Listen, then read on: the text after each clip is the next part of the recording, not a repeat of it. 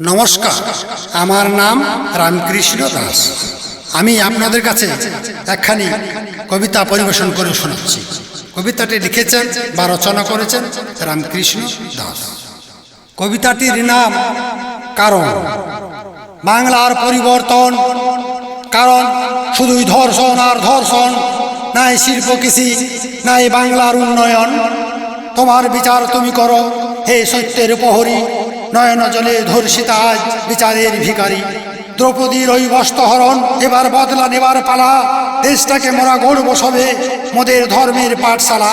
এসো এসো মোরে ভাই, শপথ বাক্য গ্রহণ করি, বেবিচার যেন নয়, পাপকে মোদের ঘৃণা করি, পাপীকে মোদের নয়, পাপীকে মোদের নয়।